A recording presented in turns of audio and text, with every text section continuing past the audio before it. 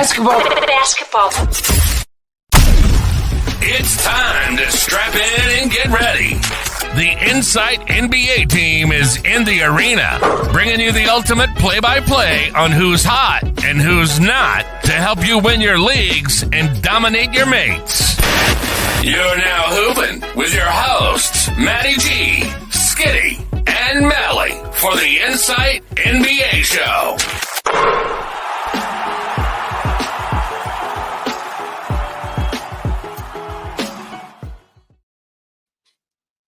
Hello, everyone, and welcome to the Insight NBA show. God, I love that intro. I just sat back. Oh, yeah.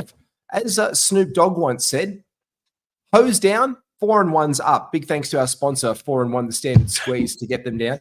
I'm sure that was the song lyrics. I am at NBA GWiz. This is at Skiddy, and this is at Live My Fantasy, but you can call him Malley for fun. How are we, gentlemen? Yeah, going well, Jay. I'll tell you what, I'm going a lot better than the Dallas Mavericks supporter base would be going right about now. Luka Doncic calf strain. Oh, no. Red flags for Dallas again. Woo. Oh, jeez. And whoever gets, pick 3 in their fantasy drafts? Oh, no. Can you get a calf strain, like looking shredded and doing boats and like doing boat parties like he's done in this offseason? Malley, I know that you're looking you're in a singlet. You're looking in Luka form early. Have you been at boat parties? Looking in Luka form's an insult. That's a positive. That's a positive. It's Luka. I'd rather say I'm looking like Harden at the moment. I was going to say what you should be doing as a massive compliment should be you're looking like Doncic, and then we can either say Luka Doncic or Mrs. Doncic because both are fine. Yeah, 100%. But in the good news for Dallas, Kyrie's come out and said that his bionic hands moving really freely. He's ready to go. He's been doing thumb wars and doing cool like handshakes and stuff. So he's happy. Yep, playing 2K. Yeah, 100%. Do you play? You don't play 2K, do you, Malley? We need to get you a PS5. That's what we're working towards. Oh, there's a whole backstory to that, mate. Don't even get me started. That's for another episode. Well, that's going to be an episode coming up nearby, but this is one of the episodes you have. We throw ideas around in our group chat. This is, as the title said, because you're watching this because you probably read about it on X or YouTube and seen fantasy, fact, or fiction. This is a bunch of things, Malley, that you put down in the chat that this is fantasy fact or fantasy fiction. We are here to decide tonight whether they are one or the other. And we are also here to basically plug our big draft board, by the way. The link is down below in the Patreon. Tell them about it, Jake. Now. Oh, I'm not gonna tell him about it. I want Malley to tell him about it because there's like a clip coming where Malley just basically says what the big draft board is, and it sounds beautiful coming from his fine dulcet tones. Malley, what is the big draft board, and why do people need it for fantasy? Because we do all the hard work for you, mate. That's basically what it is. And because, as I said, and I'll quote again, we like winning, and that's what we use. So if you also like winning and not just sitting in being a middling team, you want to get in and have a look at that. It's got everything you need. If there's something that is floating around in the sphere of NBA data, and we don't have it, you don't really need to know about it for fantasy. Like, basically, we don't have eye colors and favorite brand of underpants, but everything else is on there. It's basically the fantasy equivalent of Mitchell Robinson's preseason photo where he looks out of weight and out of shape. If this is like the before and the after. Before you have it, you look like Mitch Robinson currently. If you do have it, you look like Mitch Robinson last year in his prime. And that's where it breaks down to. These are fantasy. Oh, go on, Malley, go. Well, I was just going to make my last little plug is too, because the three of us and Matrix, we have pretty different ideas. And what I love about it the most is it takes it and it gives a consensus. So, I think it takes all the things that we believe in and the rankings that we really want to stand by ourselves and kind of finds that midpoint. So you don't just get 4 guys with the same idea. You get 4 guys with different ideas and a little column that tells you how to make the best use of 4 different ideas into one. And that consensus board, as I swear, is available. But this is 3 different ideas tonight because some of these things we might think are fact and some of them we might think are fiction. I will ask each of you separately, do you think it's fact or fiction? And the first one is this.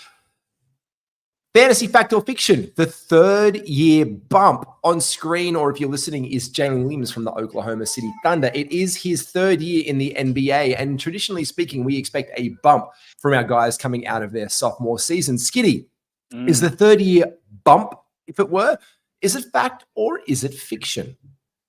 Well, it depends. I think let's say it's somewhat fact in the way that they are going to improve and they are going to get better. Not to the outrageous levels that everyone thinks that they are going to reach full potential immediately in the third year. No.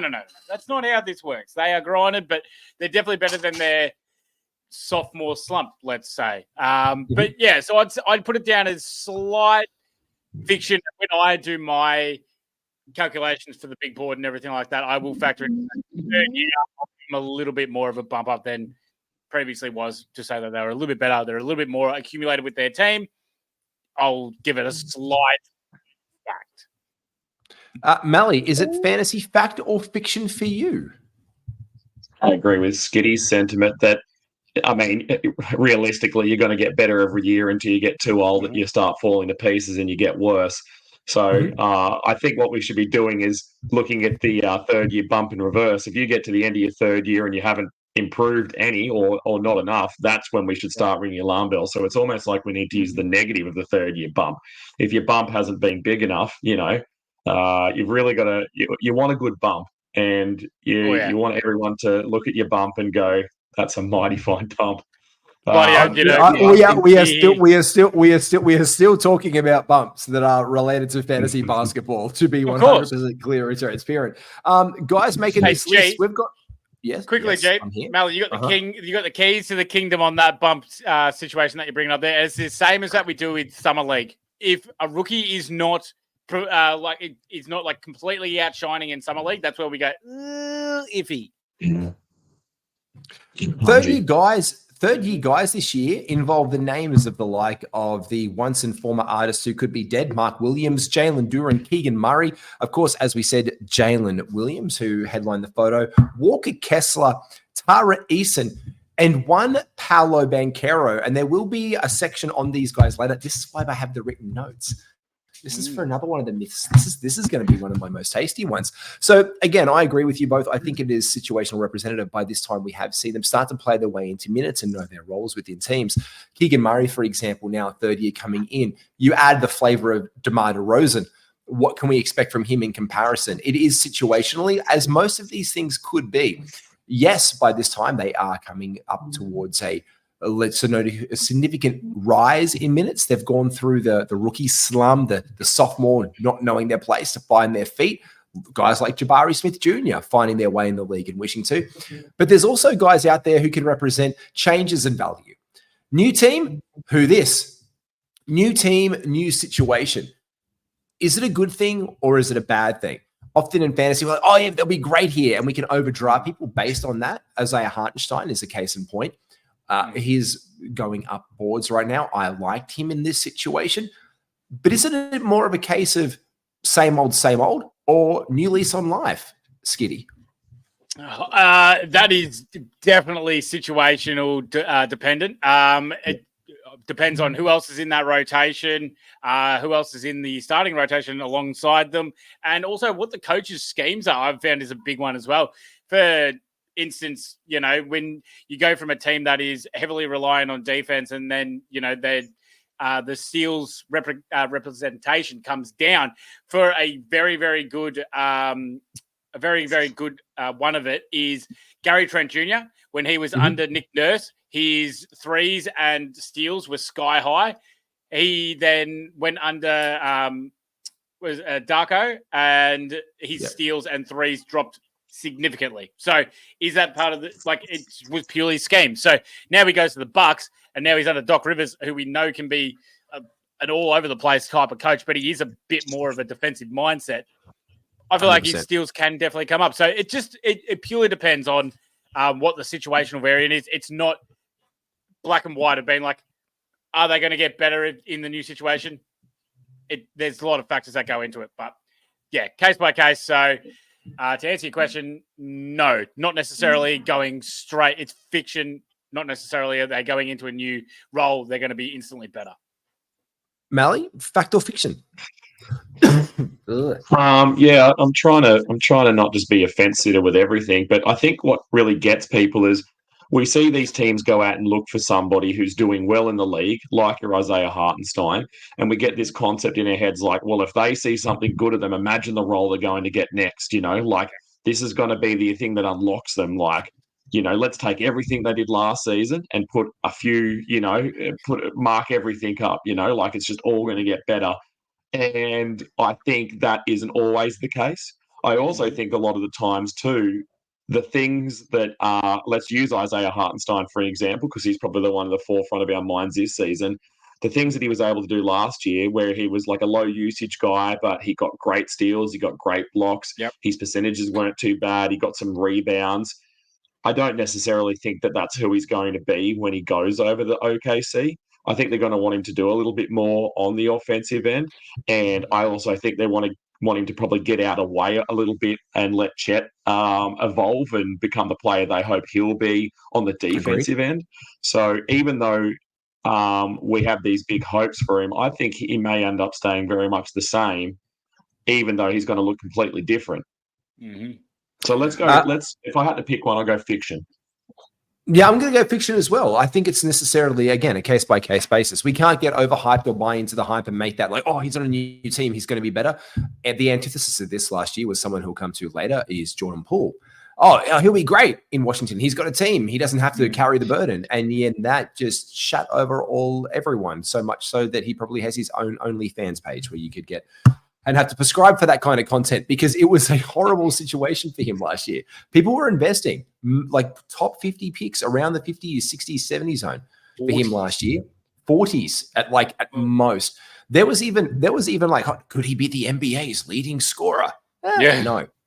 Like that was a concept. So no, it's not. But there is another thing that actually is relational, and I'm going to give you my answer. This is a fact. There are guys that come into their own and they come into around their prime. That is around 28 years old. This is a fact. I have a list of names of guys who are about to turn 28 years old or currently 28. We'll start off at the top here. The recently traded Dante DiVincenzo, Devin Booker, Jaylen Brown, Terrence Mann, Brandon Clark, DeJounte Murray, Mikal Bridges, Don Mitchell, as you saw, Jalen Brunson, Ben Simmons. Yes, Ben Simmons could potentially be in his prime. Look out. DeMontis Sabonis, Tyus Jones, Miles Turner, Max Strus, Cam Johnson, D'Angelo Russell, Kelly Oubre Jr., and one Karl Anthony Towns. All are in the 28 club. That is a list of guys who you would be absolutely frothing at the mouth to own as a collective whole in your rosters. I'm going to say it's a fact. Around this time, they have got significant time. The only caveat is that is injury history for me. Looking at these guys, when you start to look down, Ben Simmons coming into his prime at 28, you've got to wipe that off the board with your expectations straight away. Skiddy, where do you stand on this? First, fact or fiction? I can lean into it. I feel like it is fact, but I don't know how some of those guys that you named go better. Like what? Sabonis was 13.5 rebounds last year, the league leading rebounder, and the fact that he could get better. Donovan Mitchell scored 71 against the Bulls, almost averaging 30 points a game. Like, geez, to think that some of these players could get even better is ridiculous. Jalen Brunson coming off one of the best careers, one of the best playoff performances we've seen since MJ is an unbelievable sentence to say. So... And this is where I think it's fact. I think I agree with you. It's unbelievable to say that Jalen Brunson could be better, but it's around that 28 marker that they're finding their feet. So we don't expect them to maybe be that absolutely scorching hot Jalen Brunson from the playoffs, but still very, very, very, very good and comfortable within themselves, Skiddy. Yep, I can definitely say that. I'm going to say that it is fiction, though. I think that there's enough guys where it's around, like I think it's, variable between player to player. But, I don't think at 28 necessarily we're going to go, hey, this is going to be the best year of their career. I think that's just a thing that everyone says because it's the middle of the career. It can definitely be the peak, and it's definitely probably when their body's almost at the best, when their mind's also at their best. But I'm not going to necessarily say it's going to be peak for everybody. But that's where I'm going to go with it. Yeah. Is it scary that Giannis is just going over that marker? And he had a bit of a Wow. regression year last year. He's 29.6. Guys have just gone over the 28 marker, funnily enough. Malley, I'll give you this to you before you give me your answer. It's probably because of Caleb Martin, right? Caleb Martin was the one who you were like, you know what? If it's fallen over, he's 29 now. He had an average season. Kyle Kuzma, Nikola Jokic, Bobby Portis, Josh Hart, Zach LaVine, Andrew Wiggins. Last year was 28, a very, very down season for Wiggo last year. Giannis, Randall are all in the 29 marker. Is it fact or fiction for you?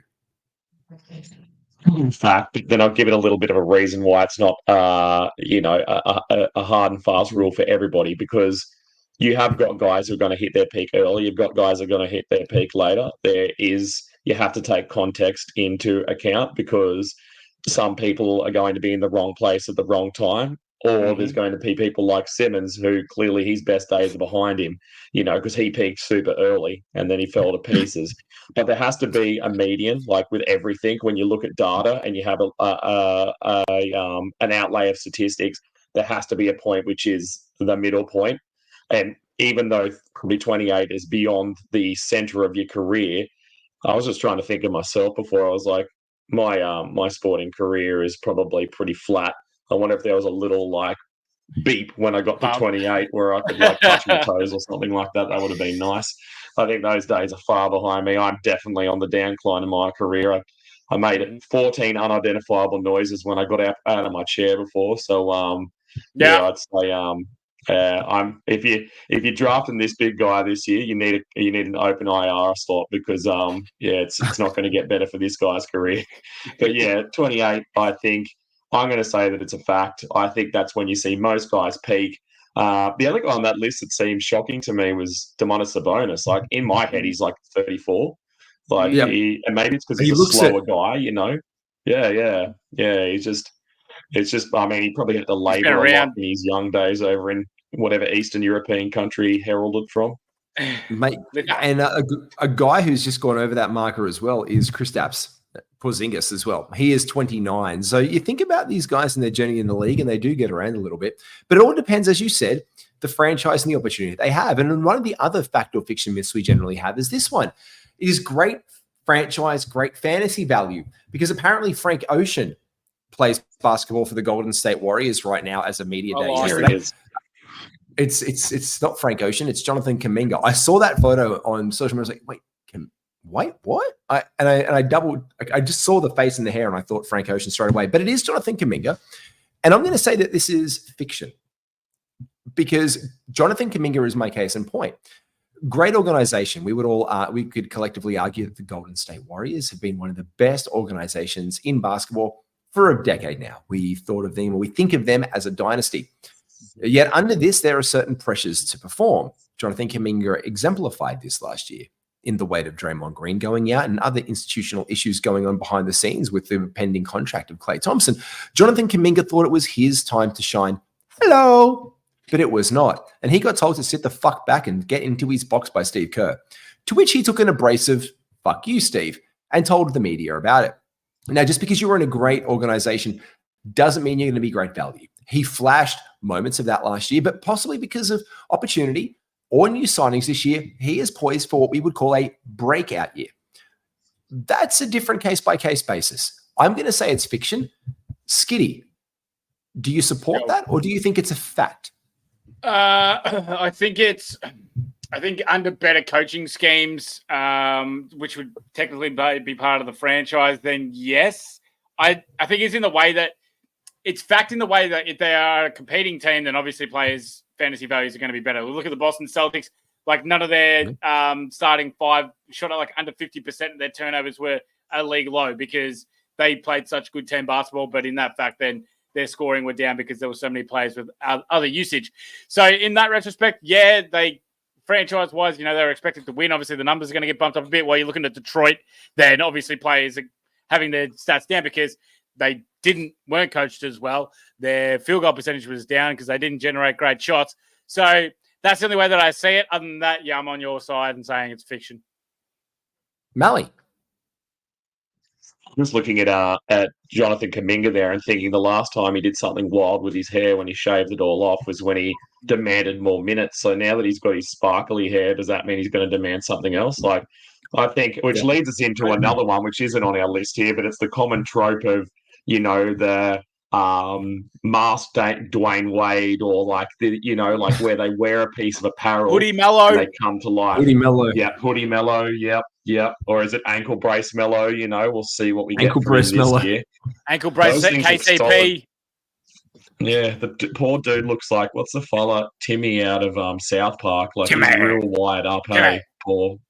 Call a mellow ball. He's just those ankle braces look thick. Anyway, can I just say this? No. Let me just stop it there for 1 second. LaMelo Ball openly saying that they're going to put me in fucking ankle braces now, being a professional athlete, and no one thinking to him after the first time he had a sprained ankle at the age of 16 or 18. Be like, you know what can help you, mate? Ankle braces to me is absolutely bloody wild that no one's thought of like, hey, mate, do you wear braces? He's like, nah, man, I'm good. Also feel sorry for the guy because his whole brand is I'm a cool guy, and now he's got to wear his ankle braces. Like it's like next he'll have his actual braces, he'll have a back brace, he'll have like all the braces. This dude will just be like out there like a stiff washing board. But back to topic, because I know we like to segue. The title of this was Great Franchises Produce Great Fantasy Value. If that title was Great Franchises Produce Great Value or Great Players, I'd agree. But when you put the word fantasy in there, it changes everything up, because you take a guy like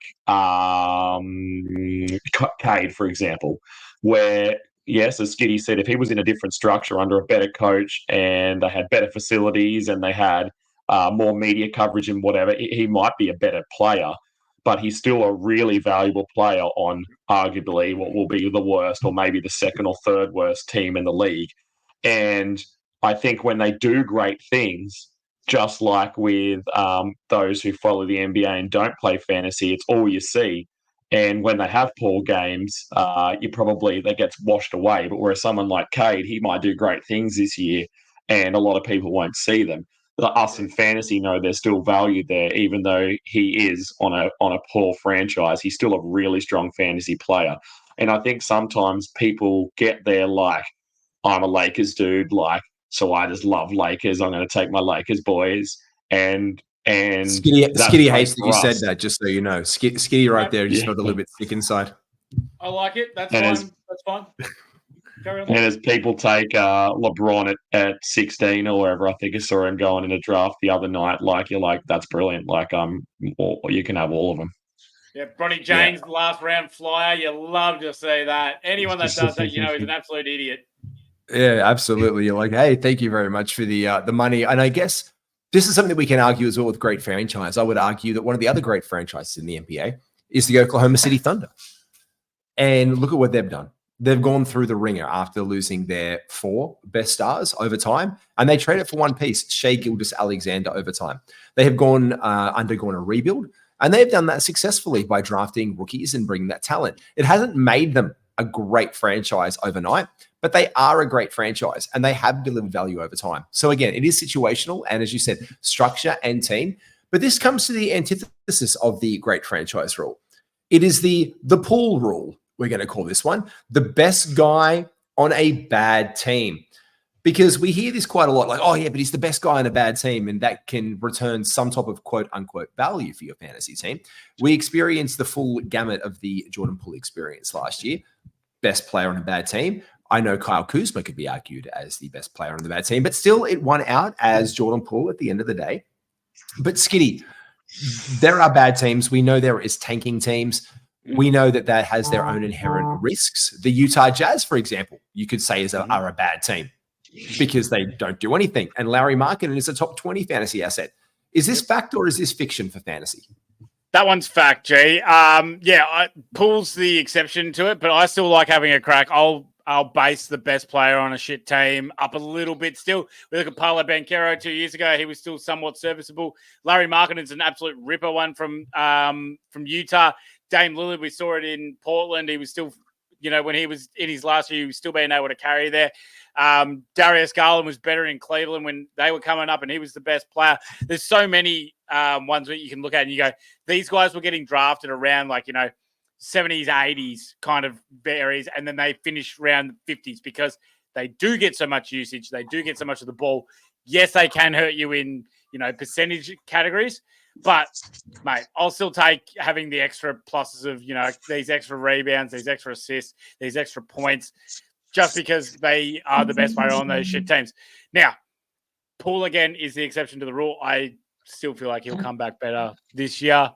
But yeah, if you're asking if it's fact or fiction, this one's fact. There is definitely some sentiment in grabbing the worst guy on the shit team. Yep. Malley, you? Fact or fiction for you?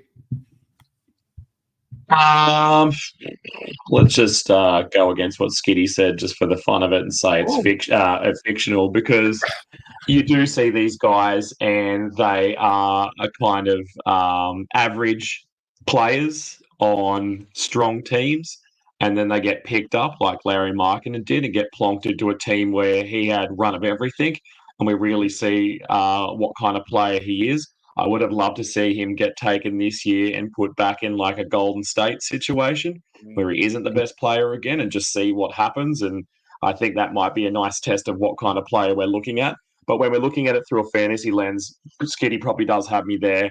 They do dominate, but then you do get guys like Poole where you're like rubbing your hands together. You're like, all the shots that this guy's going to take. And we all fell for it last year. And if you say you didn't, then you're a liar. And we watched the guy come out there and we're like, oh no, like this is not what was advertised in my own mind. So I think a lot of the time you've got to temper your expectations to start with. And maybe it is one of those, the grass isn't always greener on the other side type situations. Yep. And I think Poole will have a better year this year. But he's also seems like he's a bit of an emotional man.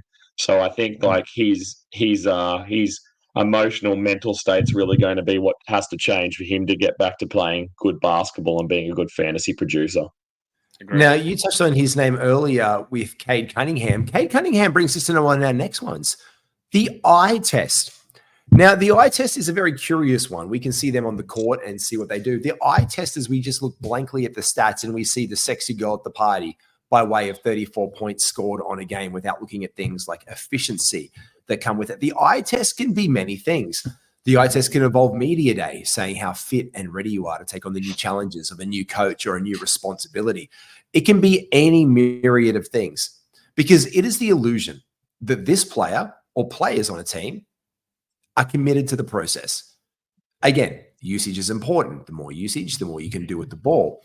But there are guys like Cade who pass the eye test instantly. They walk the walk, they talk the talk. And then they show you these lovely things on paper. But there are deficits or deficiencies over time, including injuries, percentages that we need to consider come fantasy. Is it a fact, Skiddy, or is it fiction? Yeah, eye test definitely fact. That's a bloody big one, G. One that always comes to my mind is DeAndre Ayton. When everyone was saying, bloody hell, Ayton, he's doing really, really well. You know, he's putting up these massive numbers, and I'm like, mate, he hates being in Phoenix, and you could see it. He was pissed. Well, that's when they come to it. So yeah, I always feel like eye test is a big one. Obviously, I watch a shitload of NBA games. Each and every day, even the Wizards versus Hornets, I'll watch that game. I don't care.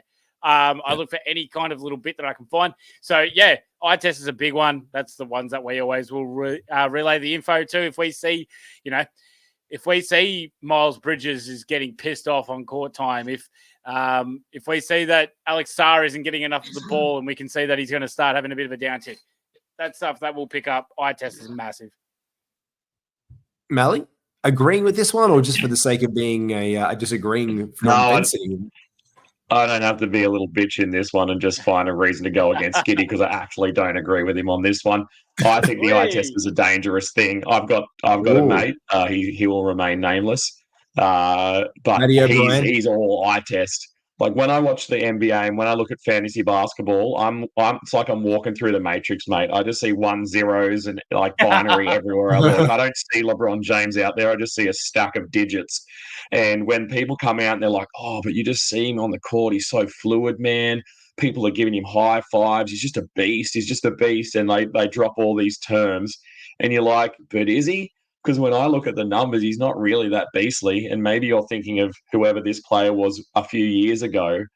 And I can beat the guy that I'm referencing each year, and I put that down to not being an intelligent man or a lucky Matty man, O'Brien. just being a man who can read simple numbers.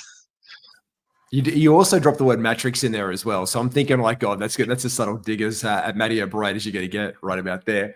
Actually, it wasn't Matty. It wasn't Matty this time. Matty and I don't ever tread on each other's toes because I build punt builds and I go for the guys who's going to work best for me. And Matty O'Brien, the Matrix, is 100% best dude on the board. So we stay in our own lanes. I'm smiling out the window. It's like that meme with Paul Walker where he's just like doing the nod out the window. We see each other and we stay in our own lanes.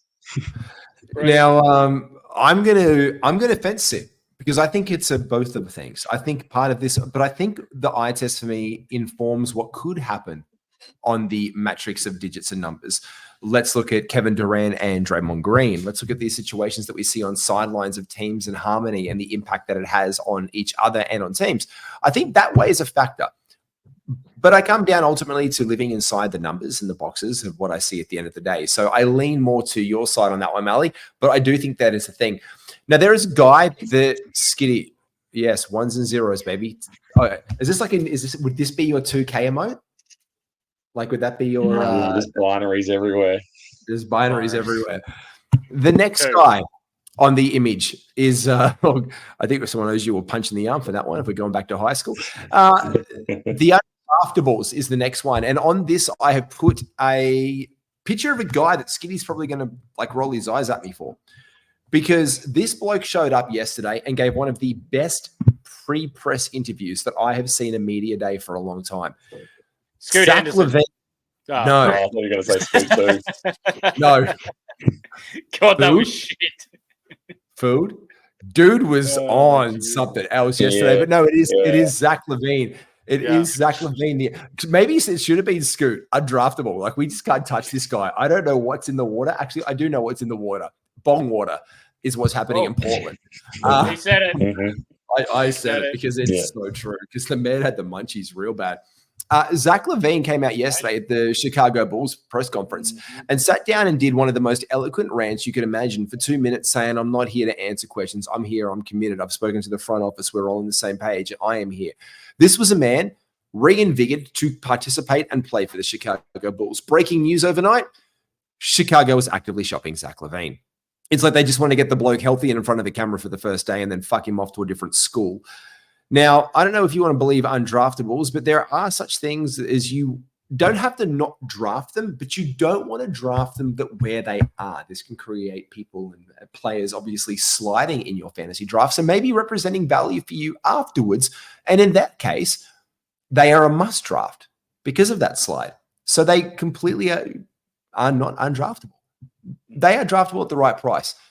That's my stance. But do you think there are guys that you will just not touch, Skiddy? Because I know that you love some sexy value, but are there the undraftables for you?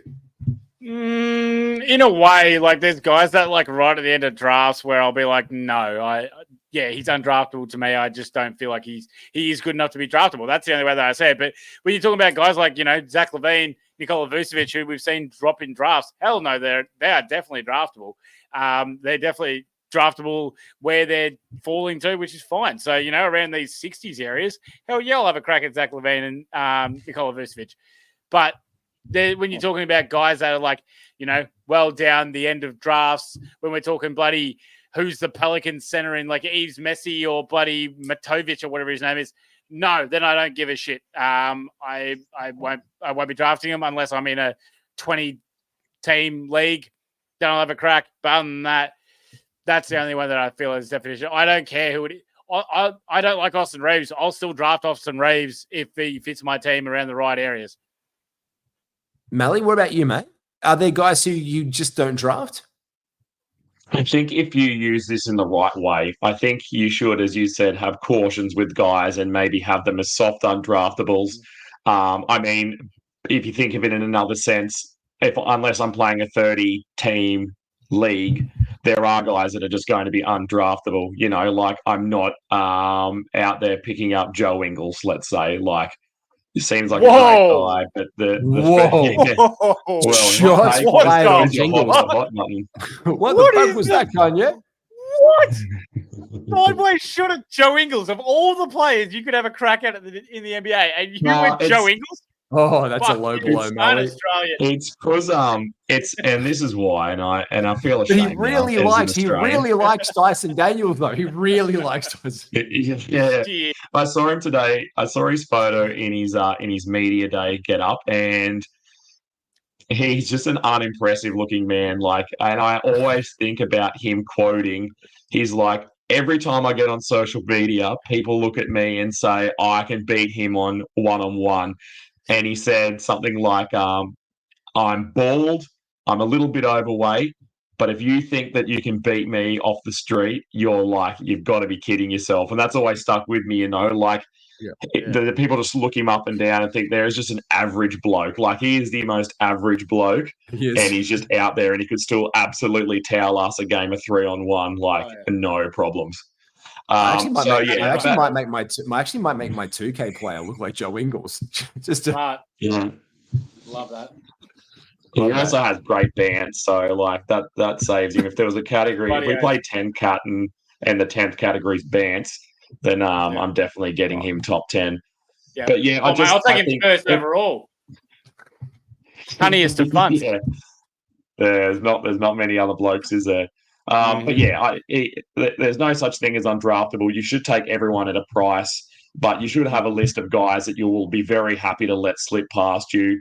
And 9 times out of 10, they're not going to be there by the time you're happy to take them, because someone else will see them in a different light to you. They will take them off the board. You will be stoked because that leaves you behind a guy that you actually think is going to be value, and everybody's happy. Agreed. I'm right there with you. Again, it's a price and point.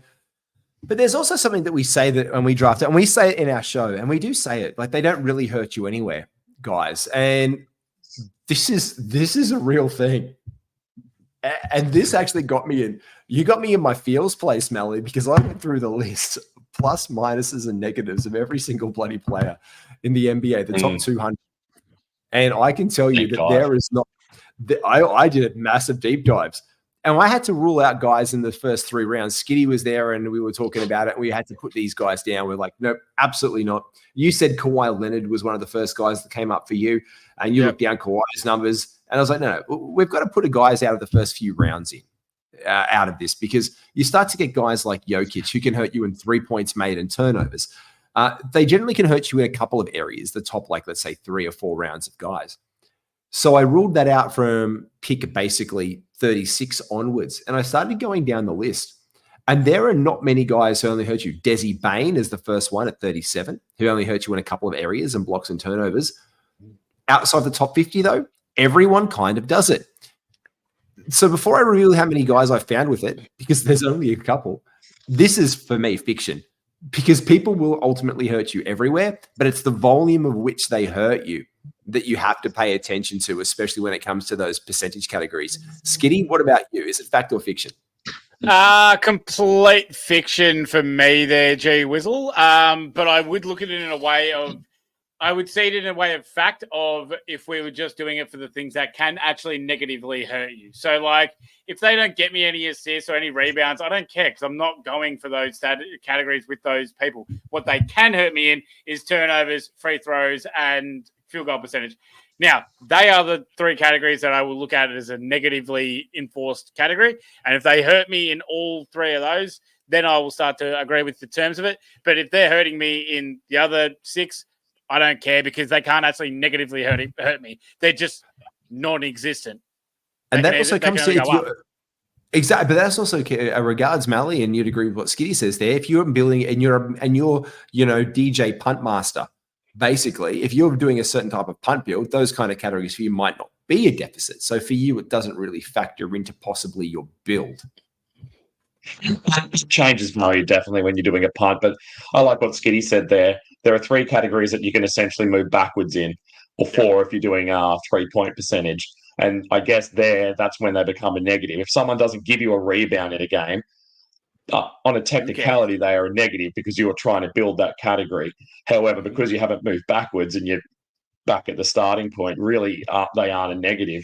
I always think of someone, and I'm surprised he's not on the list. There must be a few things, and you might be able to tell me why. I'll find the name. Tobias Harris. He's a guy that I often take Houses Harris. I take him about 50 because I see him as a guy who does a bit of everything. He's a jack of all trades, master of none in my eyes. Like, he just doesn't do enough to be overly helpful, but he's not going to hurt you. He's just going to push you along in each category. Well, you want to know, Malley, because I have him as top here. 50. Yeah, and I have him as top 50. So for me, he was out of on my projections. I have him at 50, so he was outside my 50. But Skiddy, if for those of you playing at home, go for it. Yeah, so with the V score, he is a positive in turnover, free throw percentage, steals just, and rebounds. And he's actually, and points per game, slightly negative in assists, blocks, field goal percentage, and 3-pointers. But everything under 1. And everything, according to hashtag basketball, has him at net neutral at hashtag, apart from free throw percentage, points, and rebounds, which he is lightly above average in. Otherwise, per position, he is average across the board. But this is where it gets harder for guys like Alex Caruso outside that. They hurt you in a couple of areas. He hurt you in points and rebounds, but yet we really find what he does, steals and blocks in his position, higher for his positional value. And then we go down to, again, guys like Bruce Brown. Buddy Hield is bad in 2, field goal percentage and blocks. So there's always a couple of negatives there. But then you get guys who will like exacerbate your negatives, like a Yusuf Nurkic. Free throw percentage on volume is less than 700, and basically no 3-pointers a game. But you can get threes off the wire. So it's a game that you can play with that. And what I'd like to do, when my skills on Excel become better than just making pie charts and shading boxes in, is I'd love to take someone like probably someone a bit more value than Brucey, but let's say take Tobias Harris and compare them straight up to someone. Drew Holiday. Drew Holiday. Drew Holiday might be a better comparison for what I'm doing here. Drew Holiday compared with Walker Kessler. Walker Kessler is a guy who in half you do the Holiday, I'll do Kessler. Stellar. He's absolutely stellar, and then he's an absolute drain on your other categories. Yeah. So if you were going for a punt build, obviously Kessler might be a better option, or maybe Tobias. But if you were just picking best available, let's say against Walker to Drew Holiday, it always interests me to think about who is the guy you take. Like where do you come out as, and maybe that's where a points league or something helps you a little bit better, where you can kind of compare them on a straight line. Yeah. And this is where guys like Walker Kessler do hurt you on free throw percentage, but he only is expected to take 2 a game, and he is sub 600. He gets you no threes a game. He is less than half a steal a game, and he is on points under 10. So for the position, he comes down as a net negative in 4 statistical areas, whereas a Drew Holiday, Skiddy, you have him as pretty average or high with only slight anomalies. Yeah, the only slight anomaly is points, but who really cares because he's so good defensively with assists and rebounds, and his percentages are solid. Doesn't get that many turnovers because he plays for Boston. So that's how you look at it with Drew. Mate, these guys, I had to put this guy up here in his brand new uniform because no man has had more fun at Media Day this year, apparently, according to this image, than one Mikal Bridges with his mates. Look at that. That is a happy boy. That's like Kevin. That's like Kevo when you come home, Skiddy. Yeah, he's my Kevy boy. That looks very much like a Kevy boy. Excited. Mate, never injured. He is so happy in this photo. There's he's tongue like poking 80% out. Mouth. Good on him. Good on Mikal. He looks like a caricature.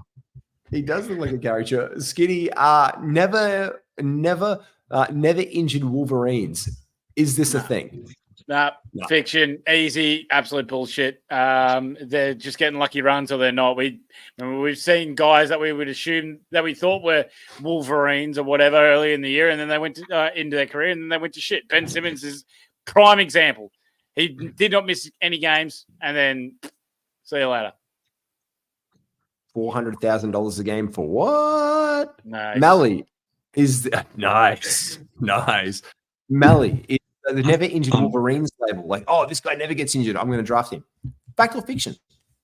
Yeah, I'm with Skiddy on this one. It is fiction, and I think this is probably out of all of the ones on here, all these little like foibles, all these little categories that we've got ourselves here.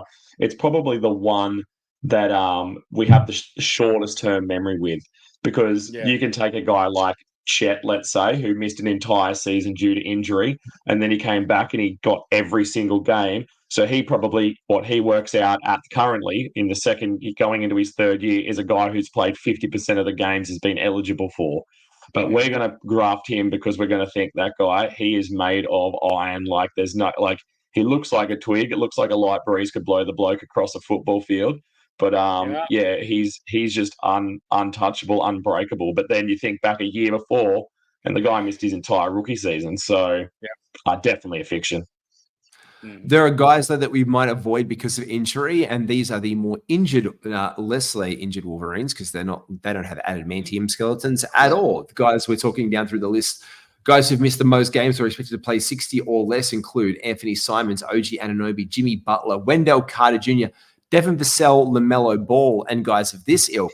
You might have more questions over the guys like Mark Williams, Bradley Beal, Mitch Robinson, or Kawhi Leonard than the ones who are. We can't draft off injury bias, and of course, we only hope for good things.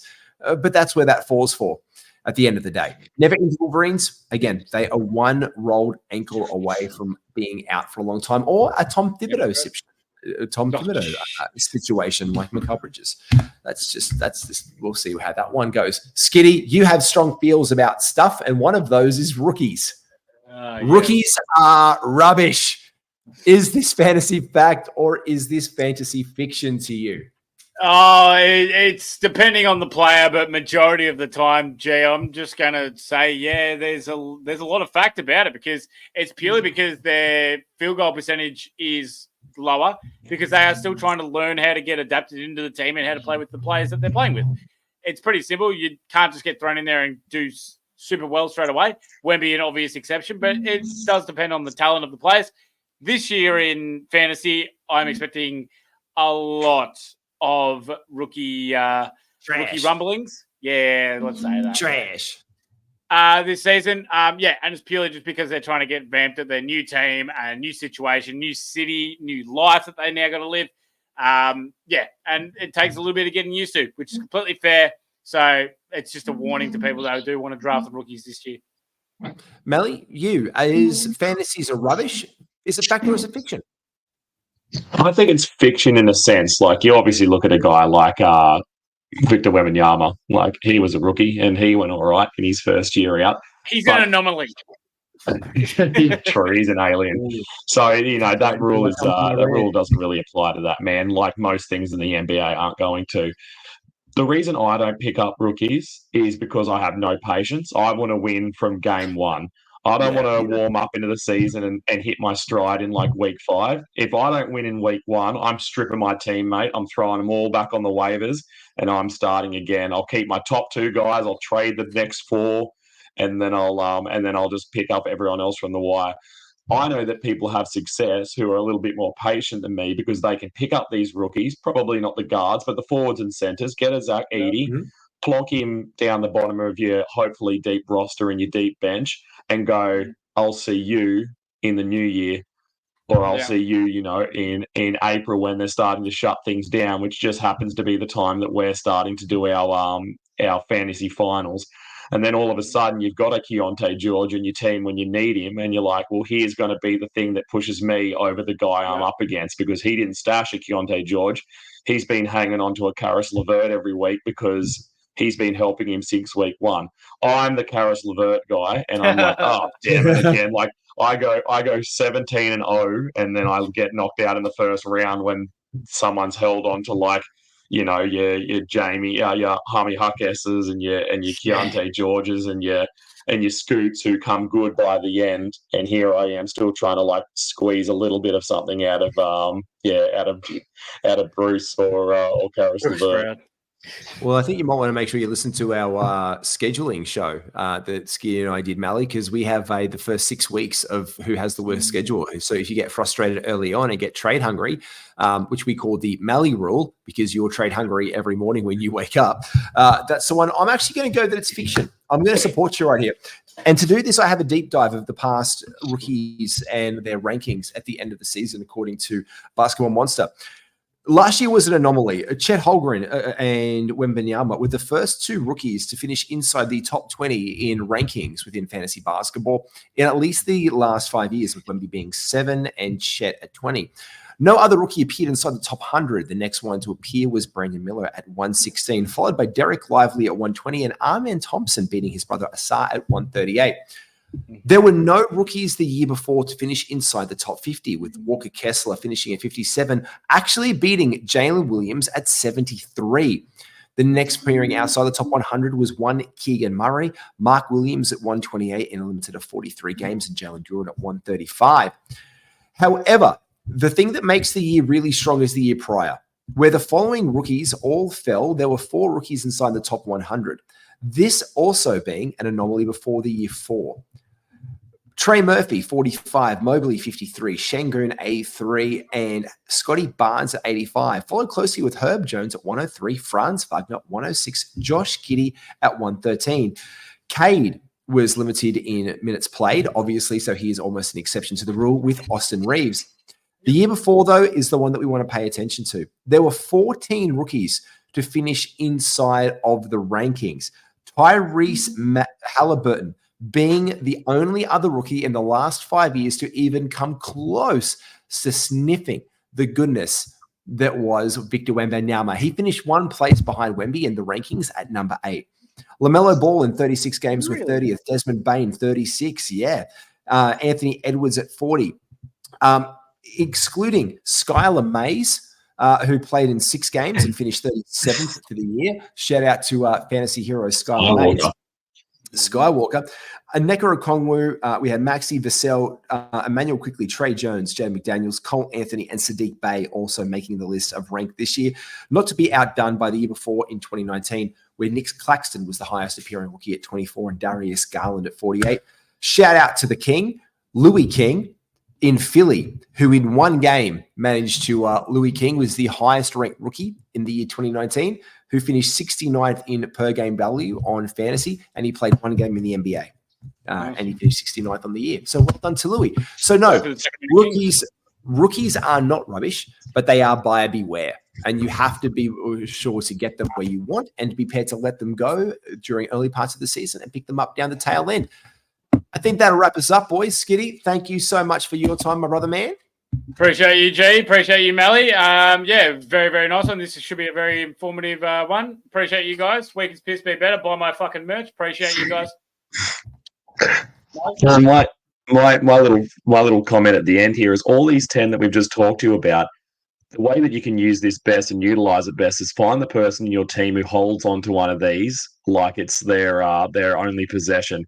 Find the guy who's all about the Wolverines. Find the guy who's all about great teams, make great fantasy players. Find the guy who's like, I got to get all the 28-year-olds and exploit it.